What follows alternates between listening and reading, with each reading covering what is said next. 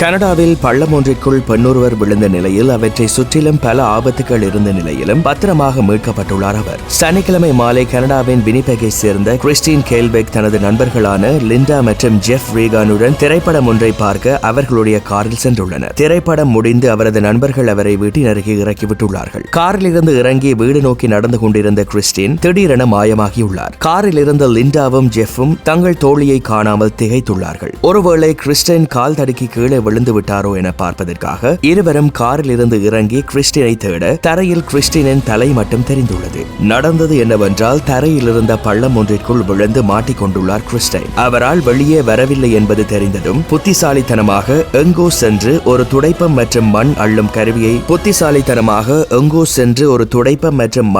கருவியையும் எடுத்து வந்த ஜெஃப் அவற்றை கிறிஸ்டினின் அக்குள் பகுதியில் வைத்து அவர் பள்ளத்துக்குள் சென்று விடாமல் தடுத்துள்ளார். உடனடியாக அவர் அவசர உதவியையும் அழைக்க 10 நிமிடத்தில் அங்கு வந்த மீட்பு குழுவினர் கிறிஸ்டினை மீட்டுள்ளனர். விடயம் என்னவென்றால் கிறிஸ்டின் விழுந்த பள்ளத்தில் ஒரு பக்கம் ஒரு கூர்மையான உலோக துண்டு நீட்டிக் கொண்டிருந்திருக்கிறது. அவரது வயிற்று பகுதியில் ஒரு பெரிய குழாய் நீட்டிக் கொண்டிருக்கின்றது. அதிர்ஷ்டவசமாக அந்த உலோக துண்டு அவரது உடலை கிழிக்கவும் இல்லை, விழும்போது அவர் அந்த குழாயில் மோதவும் இல்லை. 40 நிமிடங்கள் பள்ளத்திற்குள் சிக்கிக் கொண்டிருந்ததும் தனக்கு அடிபடாததாலேயே தான் பயமோ கவலையோ படாமல் இருந்ததாகவும் புகைப்படத்தில் தான் சிரித்துக் கொண்டிருப்பதை பார்க்கலாம் என்றும் வேடிக்கையாக கூறுகின்றார் கிறிஸ்டின். இன்னொரு விடயம் என்னவென்றால் யாராவது சிறு பிள்ளையோ அல்லது செல்ல பிராணியோ அந்த பள்ளத்தில் விழுந்திருந்தால் நிலைமை மோசமாகி இருந்திருக்கலாம் என்கின்றார் அவர். இதற்கிடையில் அதிகாரிகள் அந்த பகுதியை பொறுப்பில் எடுத்து அப்படியொரு குழாய் இருக்குமானால் அதற்கு எதிர்ப்புறமும் இதேபோல் ஒரு குழாய் இருக்கக்கூடும் என சரியாகவே கணித்து தேடி மறுபக்கமும் இதேபோல் ஒரு பள்ளம் இருப்பதை கண்டுபிடித்து அவை இரண்டையும் சரி செய்யும் முயற்சியை துவங்கியுள்ளார்கள் என்பது குறிப்பிடத்தக்கது.